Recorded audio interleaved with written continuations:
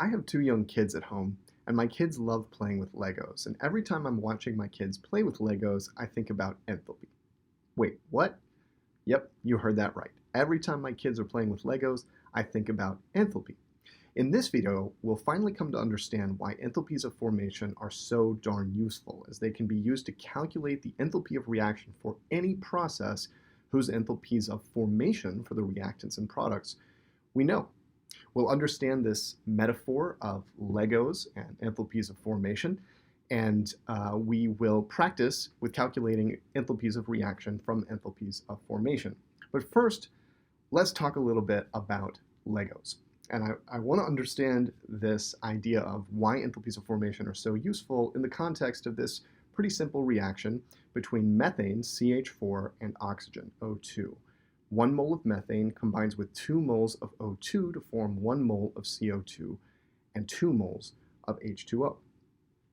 I've gone ahead and built molecular models for the reactants and products of this reaction so that we can begin to think about the enthalpy change and how Hess's law might aid us, and enthalpies of formation might aid us in determining the enthalpy change of the reaction. So essentially, I've got the products in my right hand and the reactants in my left hand, and in thinking about the enthalpy change, we just want to know, does the enthalpy go up or down as I go from the state in my left hand to the state in my right hand, as atoms change places and all that good stuff. And in thinking about how to systematically calculate the enthalpy change of this reaction without actually running the reaction and measuring the heat flow, without doing a calorimetry experiment, one idea we might have is to take what I might call the 4-year-old approach to this and start with the reactants, completely pulverize the reactants all the way back down until they are single atoms of carbon in the case of atomic elemental forms, or diatomic elemental molecules like O2, F2, Cl2, if those are the naturally occurring forms of those elements. So one way to think about this, the process of going from the reactants to the products, is to completely obliterate the reactants and then rebuild the products out of the elemental atoms and diatomic molecules that fall out of that. So let's see what this looks like for this reaction.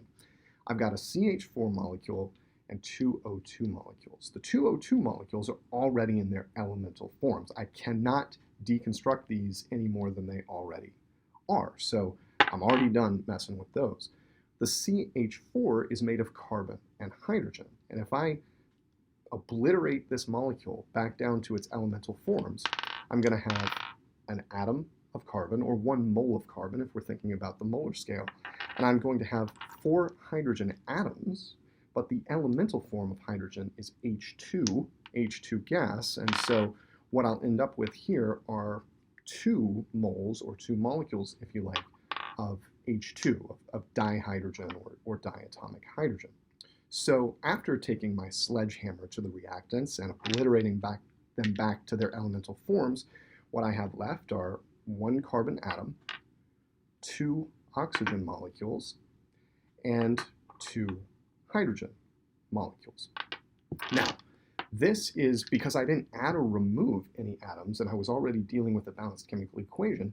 These are enough to reconstruct the products. So now that I'm here, I'm going to rebuild or reform, if you will, engage in formation, we're using that word on purpose, of the products to essentially get to the product state. So in order to do that, for example, I'm going to take one of the oxygen molecules, one of the elemental oxygens and the elemental carbon, combine them together to build a CO2 molecule, which I have right here. I am then going to take one of the hydrogen molecules and one of the oxygen atoms from half an O2 molecule, essentially, put those together to generate one of the water molecules. I am finally going to take the other hydrogen molecule and put it together with the remaining half O2, or 1 oxygen atom, or half a mole of O2 if you like, put those together and arrive at the other water molecule. And so all in all, I have generated 2 molecules of water and 1 molecule of CO2. Specifically, if we look at the products individually, I have run the formation reaction of CO2 from 1 mole of carbon and 1 mole of O2. And I've also run the formation reaction of water twice. The formation of one water molecule from half an O2 and an H2, and the formation of the other water molecule from half an O2 and an H2. So we can start to see how enthalpies of formation are useful to calculate the enthalpy of reaction for any process, as long as I know the enthalpy required to take the reactants and destroy them back to their elements, decompose them back to their elements. That's the reverse of formation. I take that and then I rebuild, I reform the products, run the formation reactions of the products from that bag of elements that I've gotten to. I can calculate the enthalpy change just by adding up the enthalpy changes associated with those two general stages, decomposition followed by formation. In the remainder of this video, we'll see how this process works in detail, look at some chemical examples, start to put some numbers to the idea, and really mathematicize it in a way, developing a formula that puts this intuitive conceptual idea into practice, that to run any chemical reaction in a way that makes our lives easy in terms of calculating enthalpies, we take a sledgehammer to the reactants back to their elemental forms, and then we form the products out of that elemental soup. We've seen that this kind of abstract chemical soup of all of the elements in their standard states forms kind of the baseline of enthalpy, that the enthalpy of the elements in their standard states is sort of our zero standard. We've also seen how any reaction of any set of reactants, let's call them R, to any set of products, P, can be broken up into two general stages. The decomposition of R into the elements, that's stage 1, and the formation of the products from those elements, and that's stage 2. And decomposition is the reverse process of formation.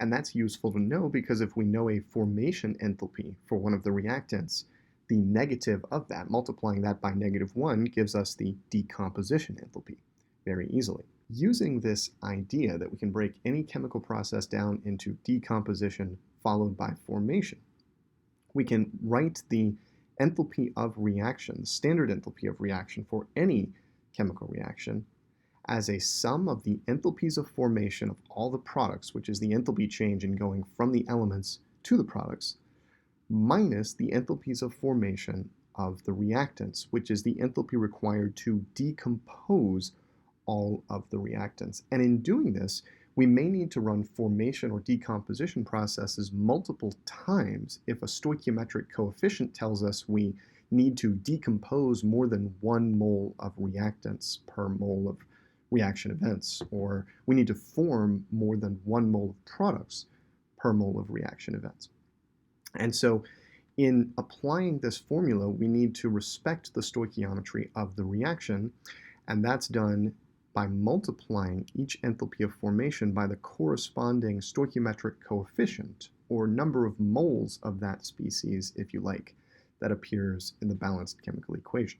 The beauty of this formula is that to calculate the enthalpy change under standard conditions for any chemical reaction, all we need to do is look up the enthalpies of formation of the products and reactants. If those values are known and we have a balanced chemical equation, we can calculate the enthalpy of the reaction without ever actually running it, really just taking advantage of Hess's law. Let's do that now for the reaction shown on this slide.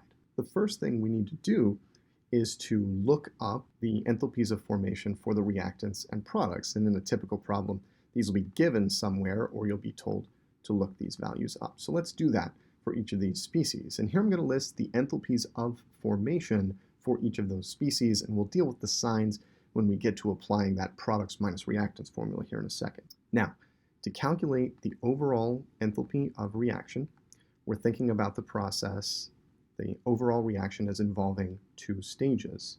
First, I'm actually going to put this over here, the decomposition of the reactants, the enthalpy change for which is represented by this term.